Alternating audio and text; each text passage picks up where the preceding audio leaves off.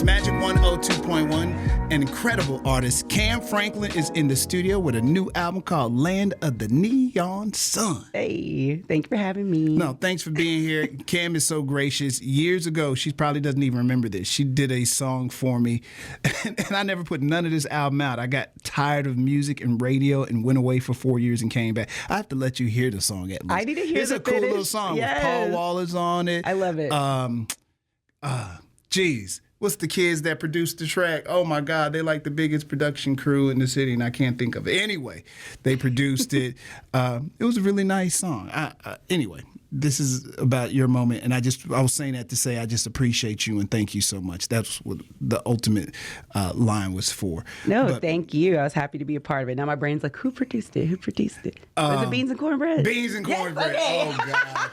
Sorry, y'all. Sorry, Beans and Cornbread. Well, I got thrown off because I'm sure that both of them would love you referring to them as kids. So I have a bad habit of referring to everybody as kids. It's my generation. You know, Run DMC, they used to call everybody kid. Hey, what's up, kid? And I still do it to this day, so I apologize. But anyway, first I have to ask you this. What's up with the Suffers? Yeah. Will we see more music from them? And then we're going to jump into this new album and everything, because I know that's kind of like your home, or was your home, so I want to talk about that. Of course. The Suffers just celebrated 15 years as a band together, and as we go into what will be our 16th year, we're hoping to release our 4th studio album, which is done.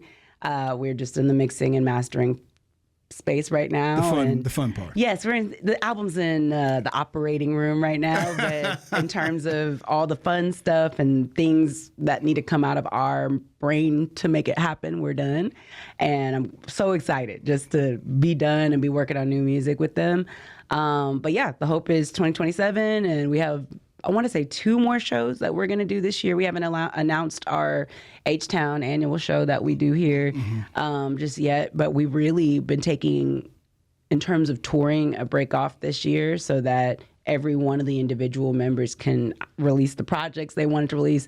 My bandmate Choppy and his group Los Soldies just released this mashup of blues, soul, R&B, Chicano soul, and just everything in between. And my bandmate Ed just released this beautiful mix of like boom bap, R&B remixes called Topo Chico Lime. And so I'm technically the last one releasing this year. And so August 28th is my debut day. And I am going to be celebrating for about at least 3 months, because it took me about 10 years to release this. So I'm throwing 4 free parties and public parties throughout the city. And then my final ticketed event is going to be October 10th at the Secret Group. So. What took Miss Franklin so long to... Ooh.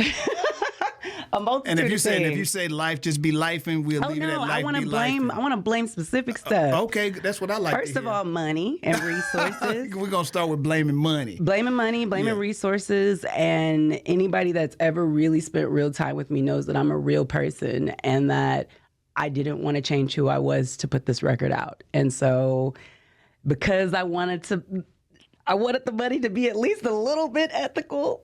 I wanted to make sure that I knew where it was at least coming from as far as I was concerned. I went the crowdsourcing route and did a Kickstarter campaign last year. And so 225 backers on Kickstarter helped me raise just under $25,000 that paid for the production of the vinyl, the production of the CDs, the teams, everybody that helped me bring it to the finish line. And aside from finances, things like derecho, tearing down the derecho that happened here in 2024 completely destroyed the Suffers studio. And so that delayed my album and the Suffers album by a year, because we were recording ourselves at home. And we are now back up and things are great and we have a new studio, but it's just been like, wow, I didn't even know that this is a whole new era, And so you add all of that with life. Because it be life. And so an album that I personally thought, and I mean deep in my heart, I thought this record was going to come out in 2024. Like, I really thought it was going to come out. And then 2025 hit, and I'm like, all right, let's do this. And then reality set in, and timing and structure. And I truly believe that all of us control nothing. I really do believe it. And it's, as a person that loves controlling a lot of stuff, I'm so just type A, unfortunately. It's hard. It's very hard to come to the reality that you are a small human and you can only do so much. You can only be awake for so many functional hours and find success. All of that put on together is why it took so long. And, you know, and COVID, of course. Yeah. But COVID also helped me develop it and write it better. I learned guitar during COVID. It all was necessary timing. And I'm grateful for everything it took to get to this point. Now, are any of the bandmates on this album, or is this a totally, I'm just reaching out to, I wanted to work with this person, or I wanted to work with that person? Because a lot of times that's what happens with albums. Like, you know what, I always want, I'm I sick work of with y'all. y'all. Not sick, but you know, I work with y'all. So some other people I want to do some things with. So I see y'all on the next album. I will say that for fans of The Suffers, half of the record was recorded by my percussionist in The Suffers, Choppy Luna, and he's, I want to say like 80% of the drums on the record, and percussion, additional percussion on the record, as well as Ed Prevost, who plays keys in the band. And aside from that, I wanted to mix it up. And so I love my bandmates and The Suffers, but this had to be something so different from us and our creative brain. And we also, again, working on our own stuff. I have experienced what pushing my bandmates to the limit looks like. And we don't function at our best like that.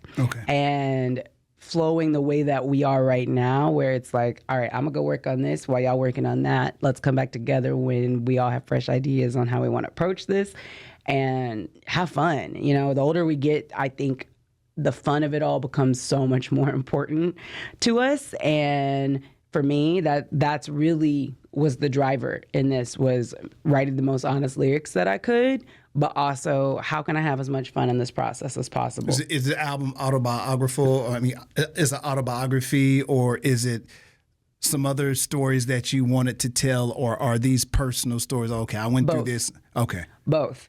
I'd say 70% of the record is autobiographical. Is that a word? Autobiography. It's about me. 30% of it is about me. No, 70% of this record is autobiographical. Yes, that's what. Look, that's how you get led into things. Look, you start, somebody leads you into a band, and then these are my biological songs. 70% of the record is about my life and growing up as a young woman in the South and trying to figure it out, while also being in a band with all these men and traveling the world and trying to figure it out. But I want to say there's 3 songs on the record that I had help with that were written by other people, that I told them what I was writing about, and they just showed up with the perfect song. And so I'm grateful for all of this.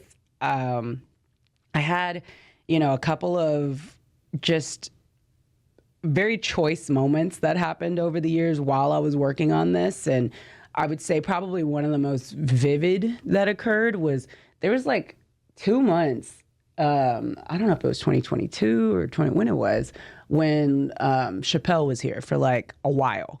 And he was doing all these pop-ups at House of Blues. And somehow I ended up in the cut with him and all the rappers. And my friend Saman was like, yo, I told Dave that he needs to listen to your music. And I'm like, okay.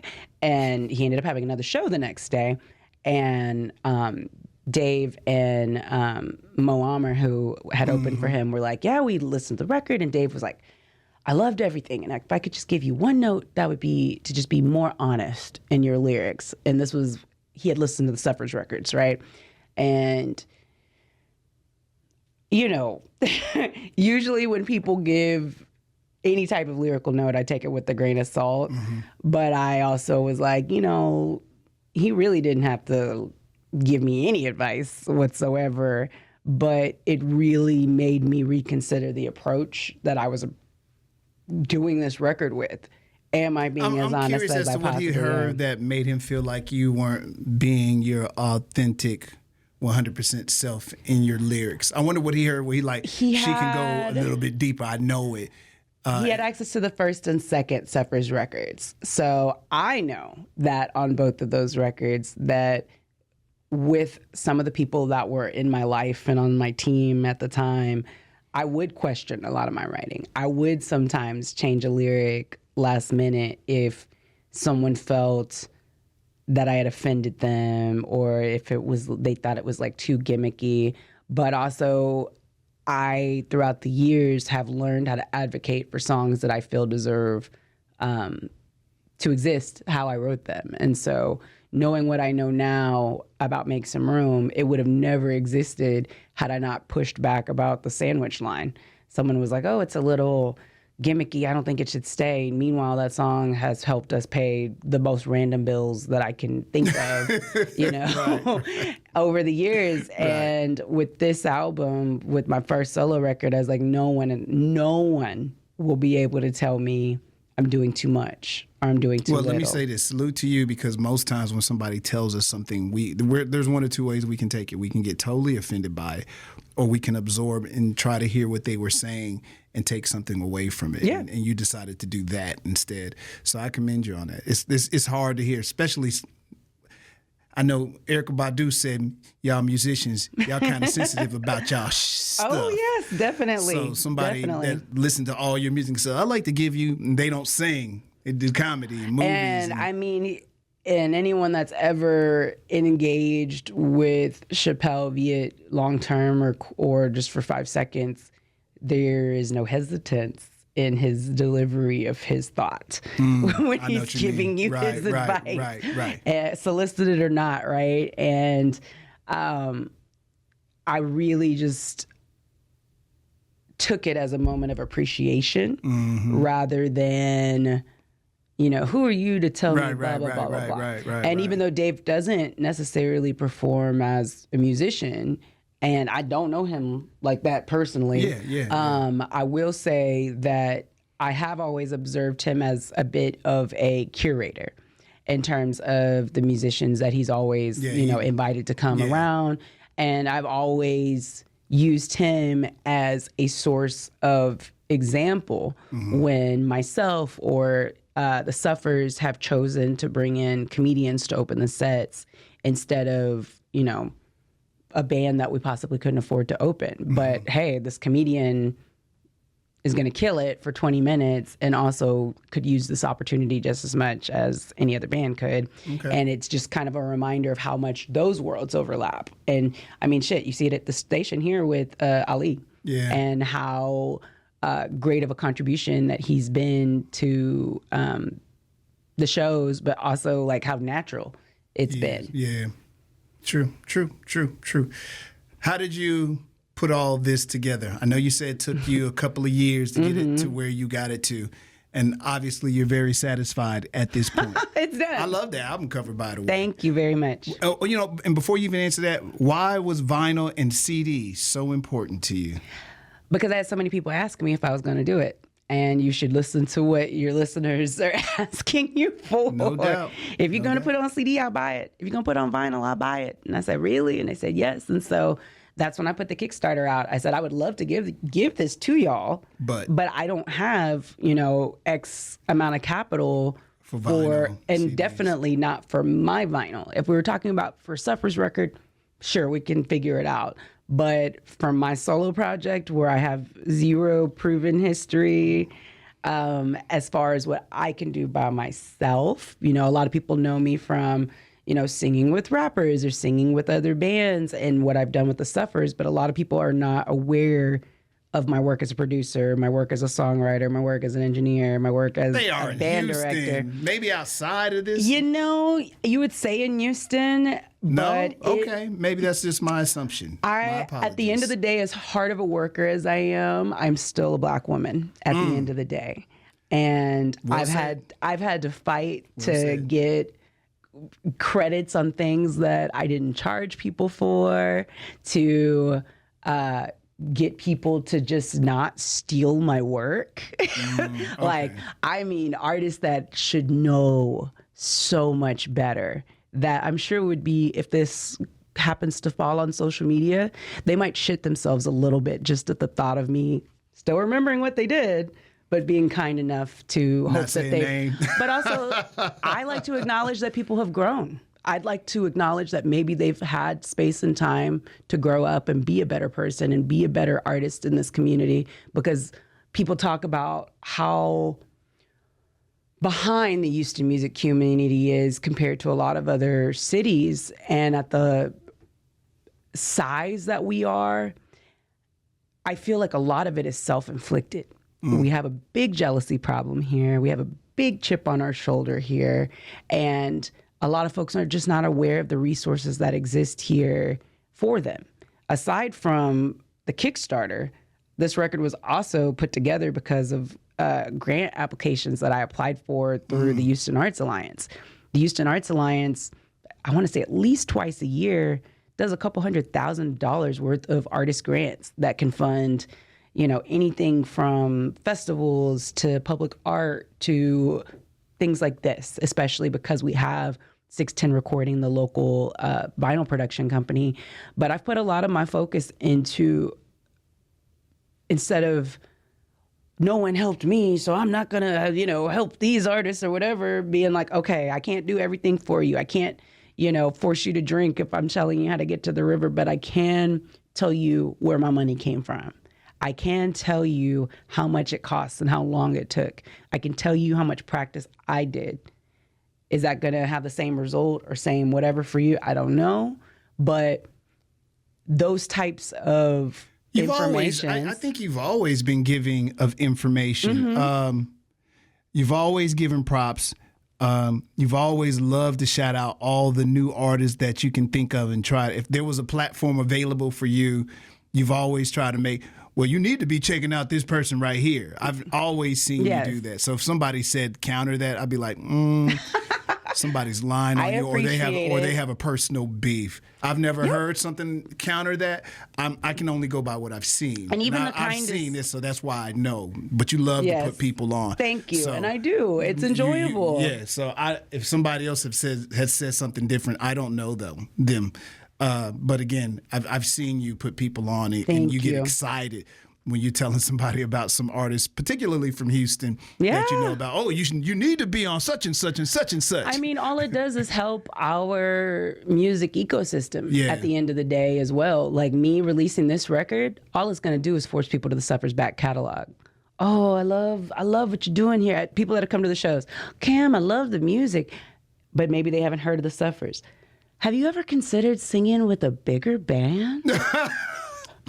No one has ever told you that. Really? Oh, yeah. Many years ago, when I first met Bun B, I remember him just talking about how no one in the world will ever know everybody. There are people in the world that don't know who Michael Jackson is. There are people in the world who have never heard of Madonna or Beyonce. And so as you're continuing to do this in your career, you have to function like that where you go places, you're going to always meet somebody who's never heard of you, never heard of anything you do. Yeah. And living in Houston, I mean, I quit my job to do this full time in 2015, but I can guarantee I could put cash money, casino, LeBear's $5 on the fact that I'm going to have at least 6 people a year ask me how my little music thing is going. I'm sure you too. You've been in this forever. How's your little radio thing going? And you know my response? It's okay. It's great. Life's great. Okay.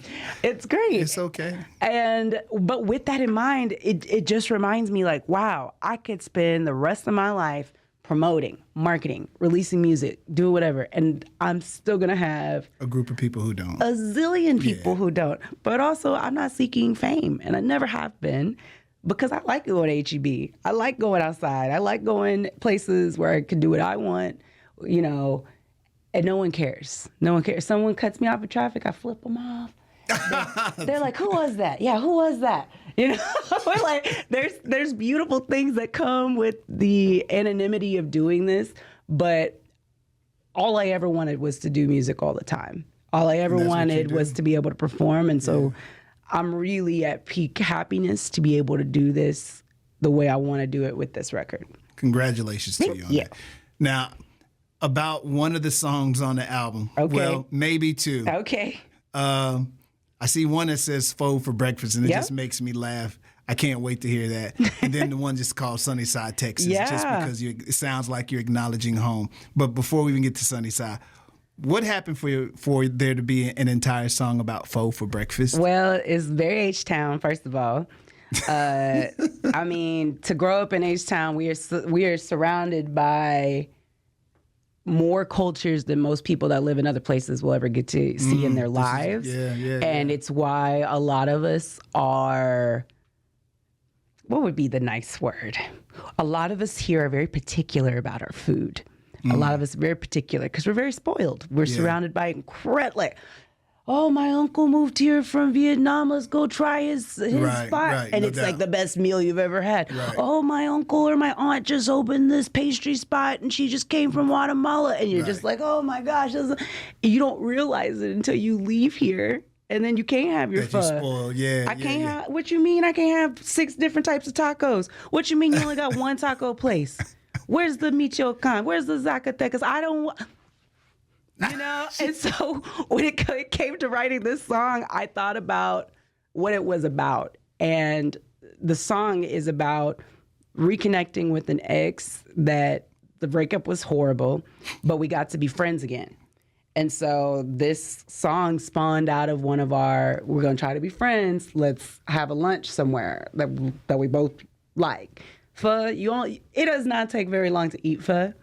So there's very big difference between let's have lunch and catch up over margaritas and fajitas, and this might be a 2-3 hour meal versus pho, which will take about maybe 20 minutes. For the pronunciation, because I'll say pho all day long. Look, here's the thing. I'm not going to really correct anybody in H-Town because it depends on who you learned it from. Well, no, you're saying it correctly. But if you ain't thinking about it, you see this. But we'll stop. I'm like, let's get some pho. But I will say... No one corrects me in the car because I guess I'm the one buying. I will say if you But I say library too, so. Library versus... Brary. You say library. Brary. What's wrong with like lie and berry? Like it's. Oh, you say library. Right. Instead of library. Do you say Pacific or specific? Pacific. I am gonna go back to the title of the song and let you live your life. You've gone this long in your life. Thank you. And I feel like you have other friends in your life that they don't care. They're like, we know what he means. He's stupid. I'm not that person I have a friend you would drive her crazy, but that's not me. I have friends I keep. But you gotta love it. Even being on the radio, they like, Hatter, why do you keep saying that word wrong? I said, if I'm thinking about it, I'll say it correctly. But if I'm just talking quickly, I'm gonna hit you with the berry on it. And I'm sorry. Oh my gosh. I'm gonna hit you with the pho and not the fa. I will say though, if you find yourself slowly pronouncing it as pho, when you see certain restaurants that are very punny with their use of pho, it hits a lot more hilariously than when you say pho. So, like, for the sake of radio, you might see y'all. You might see a pho restaurant that to you would be pronounced Pho King #3, but if you're pronouncing it properly, it gets a lot more funny and silly. And anyway, this song though was about reconnecting with the ex and figuring out what friendship looked now. Yeah, really, we worked very hard at it, but when I talk about the song at the shows, I always give a caution. Like, this isn't about, just any old ex. I'm not saying call up your most toxic ex and go to eat with them. I'm talking about the one where maybe y'all probably shouldn't have got together in the first place. Y'all were probably supposed to just be real cool friends. But somebody wanted to try something. Oh, Lord. Or whatever, like whatever the scenario may be. But this is about doing the work to get your friend back. And both of us at the time were not very excited about the work that it would take. But, now y'all being... Y'all sound so grown up. Well, we were kids when this all started. And also... the road forces you to grow up a little bit, and life, wanting something healthy. There's a song on the record called Toxic because that's what I was at one point, and I was loving it. I was loving it. Yes, of course. I can't imagine you being toxic. Thank you. No, she said thank you. But yeah, it was an ode to young me, and the men I terrorized are allowed to the men that I allowed to entertain nonsense with. I have a hard time. I think that before you find something healthy and consistent, a lot of us are just out here figuring it out. And especially in my early days of when Suffers first started and we were touring and, doing 186 days a year, the idea of a relationship was just non-existent. Right. And so I would entertain these men that I didn't realize, maybe they just wanted to hang out with me because I was popular at the time, or maybe they just wanted to hang out with me because of what I could possibly give or do for them. But also, the song explores me enabling the nonsense and, whatever. But all of these songs, but especially like the autobiographical ones, The Pho for Breakfast, Toxic, A Heathen's Hymn. A Heathen's Hymn. A Heathen's Hymn is the bad boy of the record in terms of it took the longest. Sounds like it. It took the longest. He doesn't sound like a nice person. He's a heathen. It's about her. It's about your girl. Whoa! But I am calling out all of the things that might have contributed to my trauma, and so this is a song that I wrote when I first got with what I feel was a really great therapist after years of abuse, years of just going through many things that required a little bit more. And we had these exercises, these journal exercises, which I hated because I associated my journals with writing music and releasing beautiful things and like sharing my thoughts, and not, I have to write about this horrible person that did something horrible to me now. Like, this is what I get to associate this book with now. And so the practice was, let's talk about, what you're feeling and why you feel this way.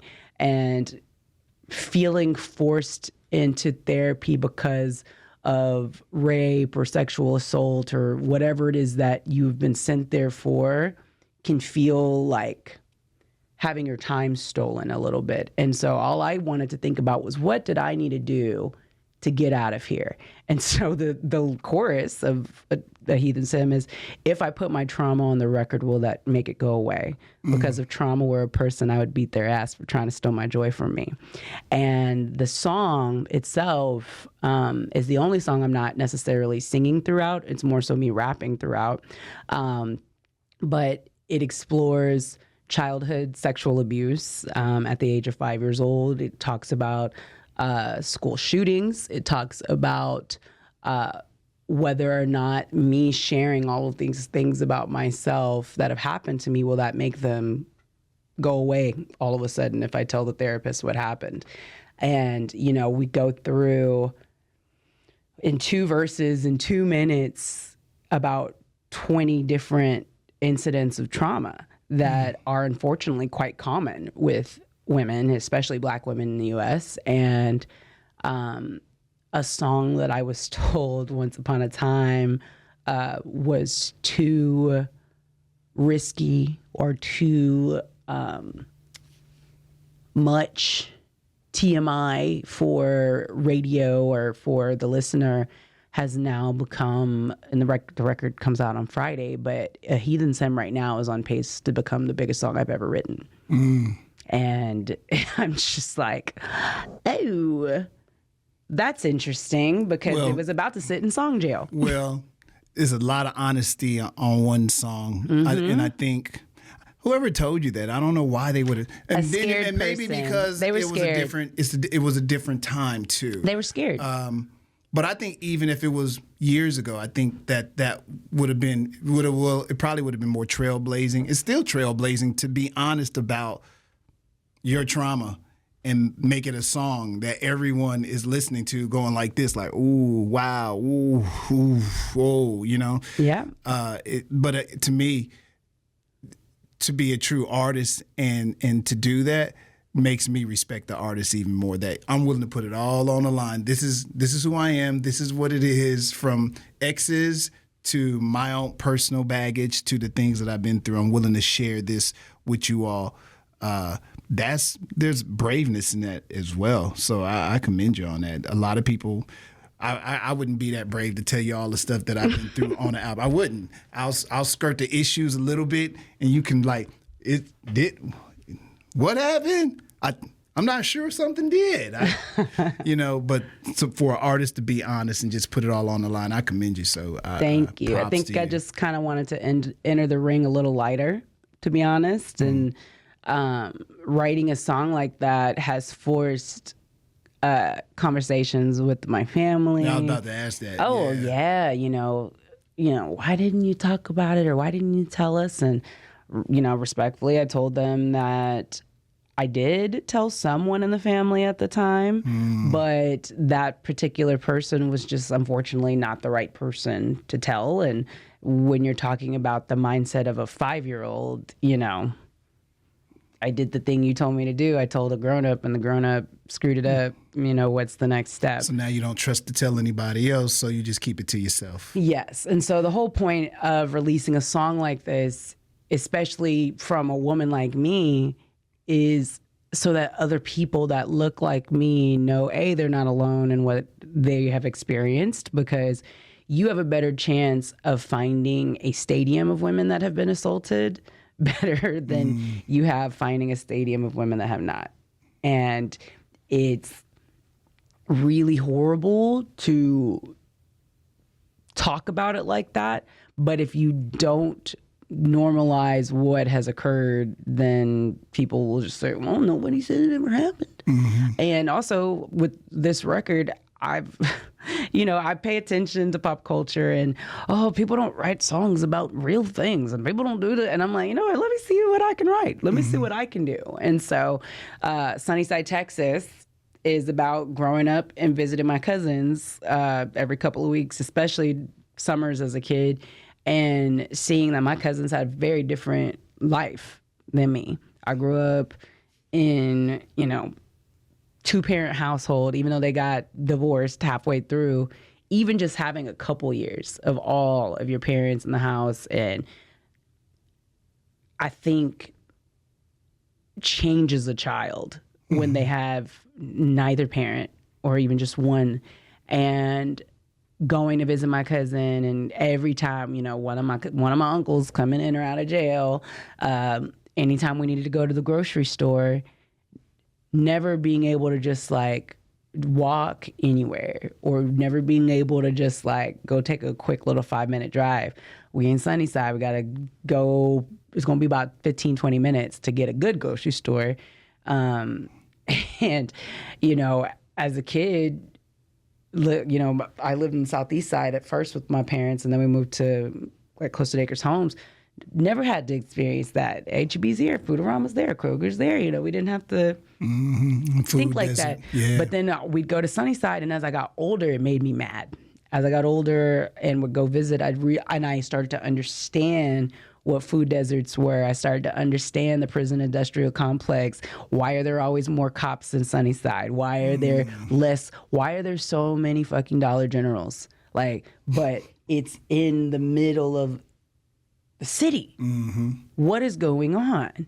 And as I started to learn more about environmental racism and segregation, I wanted to write about the beauty of Sunnyside, where I acknowledge my family's chaos. And I also, this album does not go against religion, nor does it question religion. And I want to acknowledge that, but it does tap into religious trauma and religious shame. And I think that those are two topics that don't get discussed hardly ever in Black music. It's either you're Christian or you're Muslim or you're atheist or you're something else, and it's like, but we're not monolithics. We're all individual. But I say that because Sunnyside starts with the lyric churches galore, but no grocery stores. And I had one woman when I first started performing it ask, like, I mean, I know what you're saying, but is that the church's fault, or is that the city's fault, or whose fault is it? And I said, whose fault is it? Whose fault is it? Yeah. This is observation. Yeah. I'm making social observations. I'm looking at how we are existing. Now you can take the information and writing down what I see, because, like, we got some issues going on. And the same with on A Heathen's Hymn, sharing so much trauma, but also acknowledging that some things can't be prayed away. Some people got to go to jail. Some people got to be told on. Some things have to be changed internally. Some things have to just be lived through. And, that's it. It's the record has a lot of highs. It has a lot of reflection. There's a lot of fun, but I'm mainly just kind of bursting all the walls that come with not being allowed to explore your sexual freedom, not being allowed to grow up, and not being allowed to exist how you want to exist, but especially as a Black person, that go into all these different rooms of relationships and just general discussions about that. But I really wanted to just make a record about something real. When you talk about We Ain't Going, it's about all of our immigrant brothers and sisters that keep getting scooped up. And I wanted to give them an anthem where it's like, they may not want us to breathe, but you need to let them know that you're not going anywhere.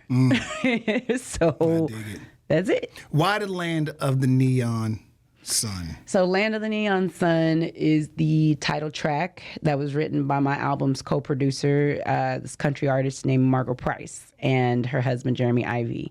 And the song is about all the things that the person she's talking about in the song thought that they had to do to become a star, giving parts of their body away, changing who they are. And in this album, and with how I've chosen to present that particular song, I wanted to showcase a collection of songs and a body of work that expresses explicitly what you do not have to do to explore your dreams in the land of the neon sun. Salute. Boy, you wrapped that up. That was full circle. Yep. And if you You want good the at metaphor, what's the metaphor? What's the land of the neon sun? It's the club. It's the bars. It's the venues. It's your name in the neon lights on the marquee. That's where you say you want to be at. All right, this is what it's probably you're going to have to go through a little bit to get there. Jeez. Well, that made it a little less fun. That's true. Kam Franklin, I'm always proud of you. Thank you. And I'm proud of you. Well, thank you. Always excited for your career to blossom. Always a little angry that it's not, you know what I mean. But always proud of you. You're always the same, always graceful, always giving. And that's why my expectation for all of y'all to go give too. Get some vinyl, get some CDs in your life. We're a little touchy with the, you're hitting the Spotify and the titles, and we'll accept. We'll accept. But go on. Invest in yourself. Can they go online somewhere? They can go to kamfranklin.com. See? And they can buy it directly. See? Yes, they can. You might even get a little autograph. Maybe. I don't know. They can also come to a concert. See? And see me, and they might meet somebody. Maybe. My shows are great date nights. I'm just saying, people have met their forever dates at my shows. Forever. Forever dates. Okay. They're suffers babies. So I'm trying to have some, y'all come to my shows and we see what babies. Families come from these shows. Yes, I love it. And they can get all that information from your website. Absolutely. Too. All right. Get the music, get some vinyl in your life, get a CD in your life. These are real things. Can't nobody come and take it or go and do a new version of it that no one knows about like they do for some of these TV shows. But now I'm being different. Kam Franklin, thank you so much. Thank Land you. of the Neon Sun. Y'all go pick it up. And thank you. Recorded, produced, and printed in H-Town. Right here in H-Town. The vinyl place is right here in H-Town. Yes, That's for real. in East Downtown. There it is. Thank you, ma'am. Thank you so much. Thank you.